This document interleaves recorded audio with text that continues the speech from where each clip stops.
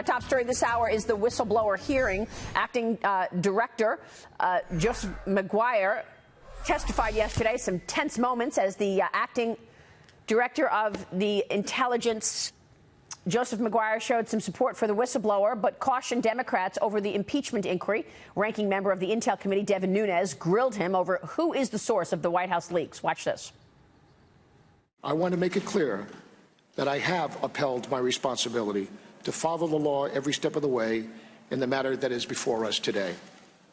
I want to also state my support for the whistleblower and rights and the laws. How would it run in all the mainstream media outlets? How did they get, even though they got a lot of it wrong, but they had the basics of it, that it involved the President of the United States talking to a foreign leader. So did anybody, you or anybody in your office, leak this to the Washington Post or NBC News? Ranking member, I lead the intelligence community. We know how to keep a secret. As far as how that got into the press, I really do not know, sir. I just want to make sure, because are we just going to, foreign leaders, we might just have either the President of the United States not talk to foreign leaders, or we should just publish all the transcripts, because that's what's happening here. Ranking member. And somebody's leaking this, and it's likely coming from the agencies that you oversee. Joining me right now is the man himself, California Congressman, ranking member of the House Intelligence Committee, Devin Nunes. Congressman, so it's a pleasure to see you. Thanks very much for joining us. Absolutely. Thank you. So I think you made your point there. This was leaked from inside the government. Yeah, and this isn't the first time, so it's important for everyone to know that there was a conversation with the Mexican president, a conversation with the Australian Prime Minister, and now you have another leak from inside. This is an inside job of someone who appears to be in the vicinity. It's second and third hand. I think everyone has to remember that, of contents of a phone call that the President of the United States is having with a foreign leader. Remember, all of those conversations are classified, all of them. So how is it that this classified information, somebody who has a clearance, thinks it's okay to go around and talk about that? Yeah. And so this thing, this really smells, and there's going to have to be a lot that we're going to have to get to the bottom of. Well, I mean, is there going to be an investigation of how this did get into the press and the leaking? Well, likely not, unless the FBI is going to do it. And I think that's a fair question, because, we were told that I've asked the DNI if he did it. I asked that yesterday. Did you do it? Did your people do it? No. I asked the ICIG if they did it. They said no. So the only person left is the complainant themselves, so the supposed whistleblower. So if the whistleblowers, has to be him or his people that gave it to the Washington Post. And look, what this looks like, there's a lot of people who knew about this previously. This is information warfare. I think I'm going to copy something that Matt Gaetz says. I know he's been on your show before. Yes. And he's super funny, much funnier than I am. But he said that he didn't like the first episode of the Russia hoax, and he sure doesn't like the Ukrainian redux. Okay. So, and I think that's what this is about. This is no different than the Russia hoax. It's the same people, same reporters. And now you're going to have some type of investigation done here in the House of Representatives. I don't know what the Senate is going to do. We had a trial yesterday, public trial for a whistleblower. I've never heard of such a thing, as it relates to classified information. In the Senate, they did it behind closed doors, which is the way it's supposed to be done. Who is the whistleblower? Well, I mean, even if we don't know, we haven't been told yet. So we don't know officially. I don't know that we will be told until the whistleblower supposedly wants to come and testify. But there's some speculation that he works in the CIA, right? Well, look, once again, where does that break? Mainstream media breaks that. Right. We don't talk to the mainstream media, right? I don't do interviews with them. I don't talk to them on background. I give them no information. And I'm quite sure that most of the Republicans, at least that would have knowledge from my committee, do not talk to them either. Yeah. So where are they getting this from? They're not getting it from the IC Inspector General.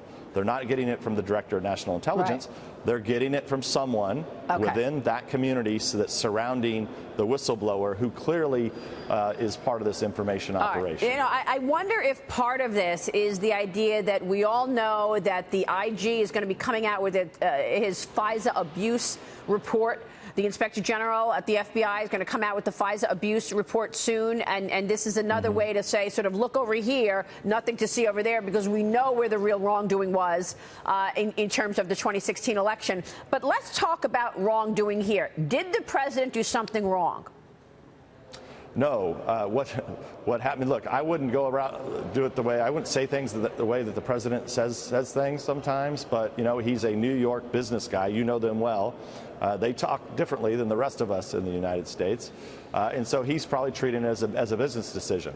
Now, look, what does that mean? Number one, he doesn't like the fact that other countries aren't paying their fair share. He doesn't like the United States fronting money to these countries. That's right. Number one.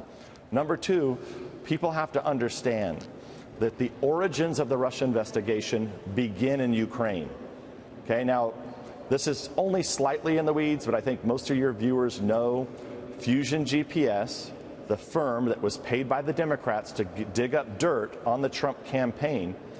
Most of their dirt, original dirt, if you go back to the so-called Steele dossiers, comes from Ukraine. I see. So the president was under this investigation and this cloud for, since late 2015, early 2016. Yep. Finally gets cleared by Mueller. Why would he not? I mean, I know that if I was the president and I'm talking to the Ukrainian president, I want to say, hey, what's going on over there? Why did all your people give all this dirt to these bad guys on me? Right. I'd like to know what you know. Yeah. So I think he has every right to ask the president of Ukraine what was going on over there. So at that once time. again, and by the way, Maria, don't forget. Yeah. That was about the 2016. election. I was just going to say. I thought we all wanted to know about the 2016 I was just going to say, once again, the origins of the Russia probe, the origins as to why the FBI decided that Donald Trump had anything to do with Russia meddling in the election, comes into focus on this as well. So this has been needling the president now for the 2.5 years that the country was in hysterics over collusion, and he's asking the president of Ukraine what the heck is going on over there, because it's still bothering him that he had 3 years of having to be on defense because they put him in the Russia meddling story. Yeah, and don't forget, this is if you look at the Russia hoax 1.0, yeah, this is the sequel. Same players, same people, intelligence agencies leaking to press, same reporters, same politicians here in Washington that are oh my God, this is crazy. And look, they want to use this for impeachment. Russia hoax is dead. They've basically, this is metamorphed into something they can use and say, oh, see, now we're going to use Ukraine. Well, what was Adam Schiff saying yesterday? I mean, Adam Schiff, the chairman of your committee now, came up with his own version of events and his own, download of what the president said to the Ukraine president. Let's listen to that. I got to get your reaction. Here it is. Okay. All right. This is the essence of what the president communicates. We've been very good to your country, very good. No other country has done as much as we have. But you know what? I don't see much reciprocity here. I hear what you want. I have a favor I want from you, though. And I'm going to say this only 7 times, so you better listen good. I want you to make up dirt on my political opponent, understand lots of it, on this and on that. So was that all made up?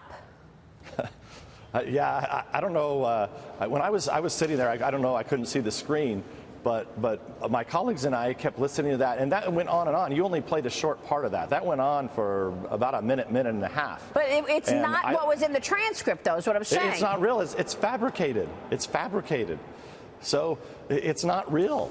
It's not what was said. And then later, I'm sitting there looking at my colleagues. We're going, wait, what's going on? And then later, after we called him on it and said that's not what was in the phone call, that is not what was in the transcript, he comes back later and says, oh, it was a parody. Well, only in the Democrats' fantasy lands is that parody. This is a serious issue. They want to impeach the president of the United States. They're accusing him of crimes, and then you fabricate nonsense. Okay, that's what they did yesterday. That was all nonsense, what you just played. None of that happened. And then you come back and say, once you get busted on it, you say, oh, it's just parody. Oh, let's laugh about it. No, unbelievable. Nobody's laughing. This is not funny. Was there? And this is causing major problems in in this country. I want to get back to the wrongdoing and where there was wrongdoing. Did Joe Biden do anything wrong? Well, that needs to be investigated. So, we've also, it's not just President Trump that's been trying to get information from Ukraine. We have too. We have long wanted to know who were Fusion GPS's sources. Okay, so we've been trying to track that information down. There's been some reporters who have been out there trying to get this information for the last year or so. And that's John Solomon, who's been on your show before. He's done a great job of looking into Ukraine. Yes, he has. This ought to tell some people a lot. Okay, when he's breaking this news, you've got the Republicans looking to try to find this information as what are the origins of the Russia probe. You've got some reporters, a few, not very many, you and a few others covering this. Now, all of a sudden, this gets concocted about Ukraine. Nobody wanted to know about Ukraine before. Remember, Ukraine were the good guys. Yeah. Russia was the bad guys. Now you've got. Now, if you believe they're only in their fantasy land, could they turn around and say, "Oh, well, now Trump actually favors the Ukrainians, not Putin." Unbelievable. Okay? The mainstream media didn't want to know anything about Ukraine. Now they want to know everything about Ukraine. So look, this is a joke, but it's a serious one. It's a serious joke. Is this going to affect the president? Is the president going to be forced from office, in your view? And what do you think viewers and voters are going to take away from this whole thing? Because, you just connected the dots for me, and it was really important that all of the beginning, the origins of the Russia probe started in Ukraine. That is such a big, important point, and I'm glad you made it. Is the president in any jeopardy? No, because look, the reason he was in jeopardy last time is because they ran an information warfare campaign. You had dirty cops at the FBI, right, who actually had an FBI investigation going into the President of the United States based on information the Democrats gave them. This time, at least, we've got adults over at the DOJ and FBI, so there's not an investigation going on, okay? So you've got the Congress, the Democrats in Congress, who are using this to feed their never-ending impeachment appetite. Remember, they went out and poisoned the American people. They've got their base poisoned on this. That's right. So much so that they have to keep pouring jet fuel on their base to keep money coming in. Unbelievable. And so, that's what's really going on here, Maureen. And real quick before you go, when is the IG FISA abuse report coming out? Are we ever going to actually focus on the real wrongdoing? Yeah, well, look, the IG report is finished. It's going through a declassification process now. All right. Remember when the Mueller report came out? It took roughly, it took about a month or so. Yeah. So my guess is it's going to take somewhere around a month. Okay.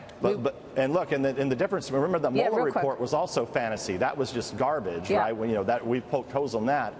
What the IG is doing is been done with professionals. It's not been politicized, so it might take even longer to actually go through and unredact and make it available for the American people. Well, I think part of this whole charade is they looked at the stage of the Democratic hopefuls and said, you know what? Trump is going to win again. We got to impeach him now, whatever it takes. Congressman. Yeah, well, actually, they've said that. Yeah, Some of the members of Congress have said that. That's right. That's absolutely right. Congressman, it's good to see you this morning. Thanks very much. All right. Devin Nunes joining us there in Washington.